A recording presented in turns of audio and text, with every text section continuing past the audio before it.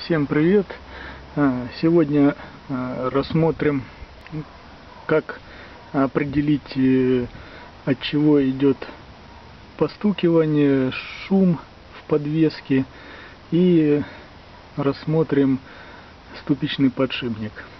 Значит, часто возникает ситуация у многих таких: вот едешь по неровностям и начинает постукивать там в определенных там местах дороги, если там ямки, большие кочки. Вот как вообще определить, что это у тебя: подшипник, шаровая, может быть рулевая тяга? С чего начать можно? Когда еще колесо нагруженное, можно проверить рулевую тягу. Сейчас покажу. Вот так вот ее немножко пошатываем. То есть она не должна очень легко ходить. Вот у меня сейчас с усилием я так пошатываю. Вот, как бы еще нормально. Плюс проверяем, вот где пальцы рулевые. Тоже не должно быть люфта какого-то там именно на самом пальце. Вверх-вниз не должен прыгать. Вот, то есть рулевая тяга у нас нормальная. Теперь что? Теперь нам надо определить, что у нас дальше: ступичный подшипник, либо же какая-то из шаровых у нас дает биение. Для этого нам нужно сейчас задонкратить, вывесить колесо, и тогда можно уже будет дальше проверить. Вот смотрите, вывесили колесо, задонкратили. Колесо не нагружено. Теперь что мы проверяем? Наличие люфта. Вот, немножко люфтит колесо. Но как точно узнать, что это подшипники или шаровые? Есть тоже для этого способ. Если у вас есть помощник, вам повезло. Если у вас нет помощника, вот есть у меня вот такая вот труба. Что нам надо? Нам надо заклинить колесо путем нажатия на тормоз. Так, вот смотрите, трубу поставили, педаль тормоза нажата.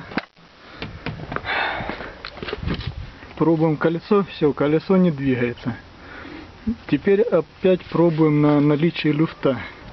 То есть все, уже колесо не люфтит. Дергаем его, смыкаем туда-сюда. Вот. Какой вывод? Шаровые нормальные. Значит, нужно смотреть ступичный подшипник. Для начала мы просто его подтянем, поездим. Если через какое-то небольшое количество километров опять начнется люфт, значит нужно будет его заменить. Вот. А пока, значит, что мы сейчас делаем? Снимаем колесо, снимаем колпак и будем подтягивать подшипник. Вот, смотрите, сняли мы колесо, сняли мы колпак, вот он, который на ступице, сняли колпак. Теперь подтягиваем подшипник. Вот, если есть специальный ключ, который показывает усилие затяжки, то как бы нет проблем. Если ключа нету, значит нам надо обратно поставить колесо, только уже без колпака, чтобы было более понятно, насколько нам люфт выставить. То есть полностью тоже нельзя подшипник затянуть, иначе он будет греться и быстрее развалится, либо же вообще заклинит. Поэтому небольшой люфт должен быть. Для этого сейчас ставим колесо обратно и начинаем тогда подтягивать подшипник. Вот, поставили колесо. Теперь как, значит, выставлять этот люфт. Одной рукой вот сюда беремся, чтобы палец был одновременно и на ступице, и на подшипнике. А второй рукой вверху, вот здесь вот вверху, надо будет пошатывать и колесо. И когда вот начнете подтягивать вот ключом гайку, ключ на 27 здесь, ключом гайку начнете подтягивать, выставляйте так, чтобы было и не полностью затянуто, чтобы был небольшой люфт, но и сильного не было. Опять же, путем вот этой проверки постоянно чуть подтянули, пошатали, подтянули, там, отпустили, подтянули, и все время вот проверяем вот этот люфт. Хуже будет, если подшипник будет затянутый. Пусть лучше он люфтит, чем затянутый. Когда затянутый, это намного хуже, последствия будут хуже. Смотрите, значит, пришлось гайку снять старую, потому что мне нужно было совсем немного подтянуть. И здесь вот место фиксации гайки от проворачивания, и по новой бы я ее потом не зафиксировал после своей подтяжки. Так же само потом бы она чуть отпустилась, и люфт бы тот же самый остался.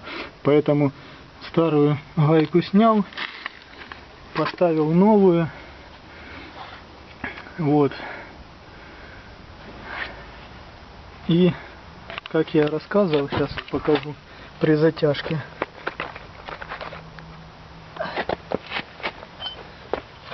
Вот вы, получается, затянули здесь и потом проверяем. Вот.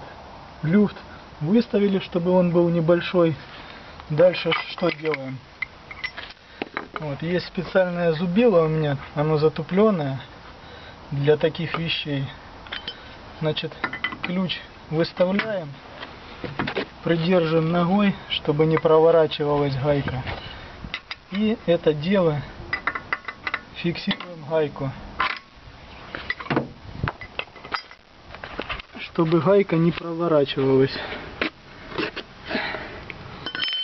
Это дело мы сделали, зафиксировали, проверили, пошатали. Люфт уменьшился, то есть небольшой, как я говорил уже, нужно оставлять, чтобы небольшой люфт был. И что дальше? Подкидываем смазку в колпак новую, ставим колпак и обратно как бы все собираем. Вот. Ну, по подшипнику на сегодня все. Значит, как я говорил уже, после подтяжки поезжу, засеку, сколько километраж он проедет. Вот, возможно, придется и поменять, потому что по записям своим смотрел, порядка 70 тысяч уже эти подшипники проехали после замены. Вообще, как бы, пишут, ресурс не меньше 100 должен быть, но, опять же, какие дороги, вот. Может ресурс и уменьшится, если часто ездить по плохим дорогам. Вот. Поэтому посмотрим, если надо будет, значит, тогда заменим и подшипники. Всем спасибо за просмотр. Ставьте лайки, подписывайтесь на канал. Всем пока.